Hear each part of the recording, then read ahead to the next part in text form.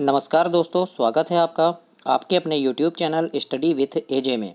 इसमें आज की वीडियो में मैं आपके लिए लेकर के आया हूँ।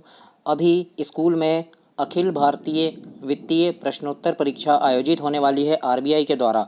तो आज की वीडियो में मैं उसका जिला स्तर में जो प्रश्न आने वाले हैं, आप स्कूल लेवल अपना क्लियर कर चुके हैं, ब्लॉक स्तर भी क्लियर कर चुके हैं, तो जिला स्तर में जो प्रतियोगिता परीक्षा होगी उसमें किस प्रकार के प्रश्न आएंगे, तो उन प्रश्नों को मैं लेकर के आया हूं कि इस प्रकार के प्रश्न आपकी वीडियो में आएंगे। तो चैनल को सब्सक्राइब करें, अपने दोस्तों तक भी इसे शेयर करें और वीडियो को पूरा देखें। आइए देखते हैं। जैसे यहाँ पे है, सबसे पहला प्रश्न है आपका कि भारतीय रिजर्व बैंक की स्थापना किस वर्ष हुई। तो याद रखिएगा, इसकी स्थापना हुई थी 1 अप्रैल सन 1935। इसका आंसर है 1 अप्रैल 1935 को इसकी स्थापना हुई थी रिजर्व बैंक की। अगला प्रश्न है, प्रश्न नंबर दूसरा, जैसे आपका आरबीआई का राष्ट्रीयकरण किस वर्ष किया गया था। तो 1 जनवरी 1949 को आरबीआई का राष्ट्रीयकरण किया गया था। याद रखिएगा, 1 जनवरी 1949 को। इसके बाद हम देखते हैं आरबीआई के राष्ट्रीयकरण के समय आरबीआई के गवर्नर कौन थे। तो याद रखना, जब राष्ट्रीयकरण हुआ था 1949 में, तो इसके गवर्नर थे सी.डी. देशमुख। मैंने बताया है राष्ट्रीयकरण कब हुआ था, 1949 में हुआ था। और उस समय गवर्नर कौन थे, तो आरबीआई के गवर्नर थे इसमें सी.डी. देशमुख जी इसके गवर्नर थे।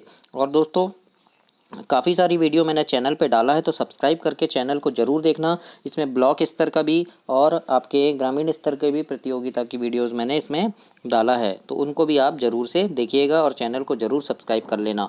इसके बाद देखते हैं भारतीय रिजर्व बैंक के गवर्नर का कार्यकाल कितने वर्षों का होता है। तो याद रखना, 3 वर्षों का कार्यकाल जो होता है ये रिजर्व बैंक के गवर्नर का होता है, यानी वो 3 वर्ष तक गवर्नर रहते हैं, उसके बाद चेंज हो जाते हैं, कोई दूसरे होते हैं, है ना।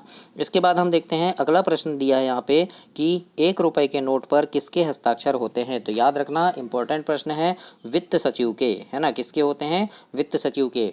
गवर्नर के हस्ताक्षर नहीं होते हैं 1 रुपए के नोट पे। किसके होते हैं, वित्त सचिव के हस्ताक्षर होते हैं। अगला प्रश्न है, आरबीआई के केंद्रीय कार्यालय में कौन बैठता है। तो कौन बैठता है यहाँ पे, आरबीआई का जो गवर्नर है वो केंद्रीय कार्यालय में बैठते हैं। अगला प्रश्न है, बैंकिंग लोकपाल योजना की शुरुआत किसने की। यानी बैंकिंग लोकपाल योजना जो होती है उसकी शुरुआत किसने की, तो आरबीआई ने ही की थी, है ना। याद रखना, वहाँ पे आपके सामने ऑप्शन रहेंगे एसबीआई, आईडीबीआई, आरबीआई, तो आरबीआई ने की थी, ये बात याद रखना। अगला प्रश्न है, भारत का केंद्रीय बैंक कौन सा है। तो आरबीआई जो है वो भारत का केंद्रीय बैंक है ना। आरबीआई मतलब reserve bank of India. Full form भी पूछ सकता है, तो फुल फॉर्म भी आपको पता होना चाहिए। इस परीक्षा में आपको पुरस्कार भी मिलेगा, है ना। और काफ़ी अच्छी परीक्षा है ये। एक प्रमाण पत्र दिया जाएगा जो आपकी लाइफ में लाइफ टाइम आपको काम आएगा वो प्रमाण पत्र। तो अच्छे से पढ़ाई कीजिएगा और मेरी शुभकामनाएं है आपके साथ कि आप बहुत अच्छे नंबर से इसमें पास होंगे। आइए देखते हैं, वर्तमान समय में आरबीआई के गवर्नर कौन हैं। तो अभी कौन है इसके गवर्नर, तो शक्तिकांत दास जी इसके गवर्नर हैं आरबीआई के। याद रखना, अभी वर्तमान में कौन है और सबसे पहले भी कौन थे, ये भी मैंने अभी बताया है वीडियो में, तो इन दोनों को आप याद रखिएगा। अगला प्रश्न देखते हैं हम, भारतीय रिजर्व बैंक की स्थापना किस अधिनियम के प्रावधान के अनुसार हुई थी। मतलब भारतीय रिजर्व बैंक की जब स्थापना किए गए थे तो किस अधिनियम के प्रावधान के अनुसार हुई थी। तो याद रखना, भारतीय रिजर्व बैंक अधिनियम 1934 के तहत की गई थी। वहाँ पे कई ऑप्शन रहेंगे, है ना। रिजर्व बैंक अधिनियम 1932, रिजर्व बैंक अधिनियम 1935। तो याद रखना, स्थापना हुई थी 1935 में, लेकिन अधिनियम पूछे तो अधिनियम 1934 आएगा, है ना। इस बात को ध्यान रखना, कन्फ्यूजन नहीं होना चाहिए आपको। अगला प्रश्न देखते हैं, आरबीआई के वह कौन से गवर्नर हैं जो भारत के प्रधानमंत्री और वित्त मंत्री भी रह चुके हैं। तो मनमोहन सिंह जी जो थे, देखे होंगे आपने टीवी में, पहले पगड़ी बांधकर जो रहते थे, तो वो आरबीआई के गवर्नर भी थे और वित्त मंत्री भी रहे हैं और प्रधानमंत्री भी रहे हैं। समझ गए, तो इस बात को आप याद रखिएगा। अगला प्रश्न है, आरबीआई का लेखा वर्ष कब से कब तक का होता है। तो याद रखना, 1 जुलाई से 30 जून तक का होता है ना। कब तक, 1 जुलाई से 30 जून तक। 1 जुलाई से आने वाले 30 जून तक आरबीआई का लेखा वर्ष होता है। अगला प्रश्न है, आरबीआई के गवर्नर की नियुक्ति कौन करता है। मतलब गवर्नर की नियुक्ति किसके द्वारा की जाती है, तो भारत के प्रधानमंत्री आरबीआई के गवर्नर की नियुक्ति करते हैं। अगला प्रश्न है, आरबीआई के गवर्नर की नियुक्ति प्रधानमंत्री किनके सलाह पर करते हैं? तो ये वित्त मंत्री की सलाह पर करते हैं। किसकी सलाह पर करते हैं? वित्त मंत्री की सलाह लेते हैं कि किसे गवर्नर बनाया जाए और वित्त मंत्री की सलाह पर गवर्नर का चयन करते हैं। आरबीआई ने आरटीजीएस सेवा, है ना, 24x7 बहाल कर दिया है। आरटीजीएस का पूर्ण रूप क्या है? तो ये मैंने पिछली वीडियो में भी आपको बताया था, क्या है? रियल टाइम ग्रॉस सेटलमेंट इसका पूरा नाम होता है, आरटीजीएस, है ना, रियल टाइम ग्रॉस सेटलमेंट।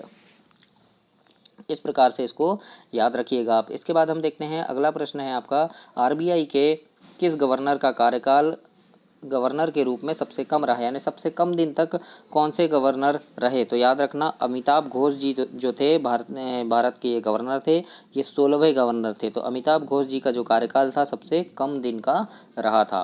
अगला प्रश्न है, अमिताभ घोष जी का आरबीआई के गवर्नर के रूप में कितने दिन का कार्यकाल था? तो मात्र 20 दिन का। याद रखना, यहाँ दो प्रश्न आपके क्लियर हो जाते हैं कि किस गवर्नर का कार्यकाल सबसे कम दिन रहा, तो अमिताभ घोष जी का सबसे कम दिन रहा, और कितने दिन? तो 20 दिन सिर्फ वो गवर्नर रहे हैं।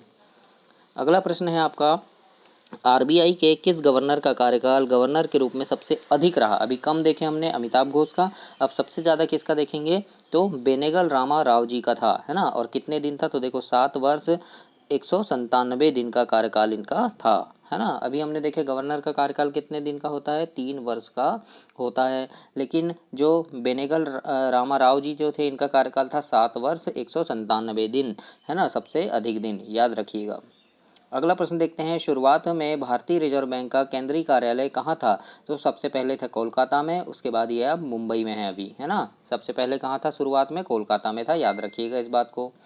अगला प्रश्न देखते हैं, आरबीआई के केंद्रीय कार्यालय कोलकाता से स्थायी रूप में कहाँ स्थानांतरित किया गया? तो मुंबई में, यानी सबसे पहले कहाँ था? कोलकाता में था, और वर्तमान में कहाँ है, मतलब अभी कहाँ है? तो अभी है मुंबई में, याद रखना। अगला प्रश्न है, आरबीआई का केंद्रीय कार्यालय कोलकाता से मुंबई किस वर्ष स्थानांतरित किया गया? यानी यहाँ पे देखो आपके कितने सारे प्रश्न क्लियर हो रहे हैं, एक के बाद एक उसी पे प्रश्न आ रहे हैं ना, कि कब किया गया? तो 1937 को किया गया। स्थापना कब हुई थी? 1935 को हुई थी। तो कार्यकाल कहाँ था? कोलकाता में था। उसके बाद 1937 को कहाँ कर दिया गया? मुंबई में। और अभी कहाँ है इसका कार्यालय? तो कार्यालय है मुंबई में अभी, याद रखिएगा, है ना दोस्तों। इस प्रकार से बहुत ही महत्वपूर्ण प्रश्न है ये। अगला है, भारत में सिक्कों की ढलाई का काम कौन करता है? तो याद रखना, वित्त मंत्रालय जो है ये सिक्कों की ढलाई का काम करते हैं, मतलब सिक्के बनाने का कार्य कौन करता है? तो वित्त मंत्रालय करते हैं। अगला है, रुपए के चिन्ह में ये वाला जो चिन्ह है इसको किसने बनाया था? तो याद रखना, उनका नाम है उदय कुमार जी। तो किसने बनाया था? उदय कुमार जी ने, है ना। आप देखे होंगे कहीं भी रुपए लिखा रहता है तो इस प्रकार का चिन्ह रहता है, तो उस चिन्ह को किसने बनाया था? उदय कुमार जी ने बनाया था। अब यहाँ पे है, देखो जैसे रेपो रेट की परिभाषा क्या है? तो रेपो रेट क्या होता है? तो भारत में स्थित बैंक अपने कार्यों के लिए आरबीआई से लोन लेते हैं, है ना। बैंक इस लोन पर आरबीआई को जिस ब्याज पर कर्ज चुकाते हैं उसको रेपो रेट कहते हैं। मतलब कोई भी बैंक, मान लो एसबीआई बैंक है, एसबीआई बैंक ने क्या किया? कर्ज पे पैसे ले लिया, है ना। तो कर्ज पे पैसे ले लिया, तो अब वो किस दर से ब्याज चुकाएगा? तो उस दर को क्या कहते हैं? हम रेपो रेट कहते हैं, ये याद रखिएगा आप। तो इस प्रकार से ये आपके कुछ प्रश्न थे। अब ये है, रिजर्व रेपो रेट की परिभाषा क्या है? तो यह वह दर होती है जिस पर बैंकों को उनकी ओर से आरबीआई में जमा धन पर ब्याज मिलता है ना। यानी जिस पर बैंक ब्याज देती है तो वो रिवर्स रेपो रेट कहलाती है, रिवर्स रेपो रेट, याद रखिएगा। तो इस प्रकार से ये कुछ प्रश्न थे आपके, जो आपके जिला स्तर की प्रतियोगिता जो परीक्षा होने वाली है उसमें काफ़ी ज़्यादा काम आएंगे। तो ये जिला स्तर के लिए महत्वपूर्ण रूप से है, आप इसको ब्लॉक स्तर के लिए भी पढ़ सकते हैं, लेकिन जिला स्तर के लिए ये काफ़ी ज़्यादा महत्वपूर्ण है। ऐसी ही काफ़ी सारी वीडियो चैनल पर डली है, तो उन सभी को देखने के लिए आप चैनल को जरूर सब्सक्राइब करें, वीडियो को लाइक करें, अपने दोस्तों तक इसे शेयर करें। धन्यवाद।